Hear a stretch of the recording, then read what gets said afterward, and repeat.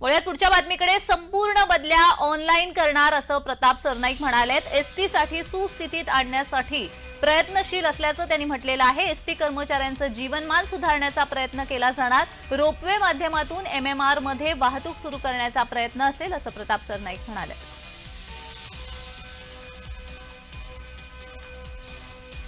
MSRTC म्हणजे एसटीच्या संदर्भातील ज्या बदल्यांचा जो निर्णय आहे तो सुद्धा ऑनलाईन करण्याचा आम्ही जो धोरणात्मक निर्णय घ्यावा लागतो तो आज घ्यायला मी सांगितलेला आहे. संबंधित सर्व अधिकारी होते आणि एखाद्या ड्रायव्हरला, कंडक्टरला किंवा कुणीही कर्मचारी जो असेल, खरोखरच त्याला गरज असेल त्या बदलीची, तर त्याची पूर्तता आम्ही निश्चितपणे करू. प्रेशर त्या एसटी महामंडळावर ते कमी करण्यासाठी आम्ही संपूर्ण बदल्या ह्या ऑनलाईन करण्याचा निर्णय घेण्याचं मी संबंधितांना आज सांगितलेलं आणि ह्याच आठवड्यामध्ये त्याची अंमलबजावणी होईल असं मला अधिकाऱ्यांनी सांगितलं.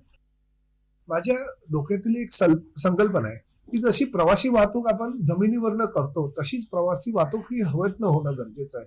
सगळा जो लोड आहे तो रस्त्यावर येतो आणि रस्त्यावरचा लोड कमी करून तो आपण हवेतली वाहतूक जर चालू केली आणि इझी आहे तर अशा रोपवे आपण चालू करू शकतो का?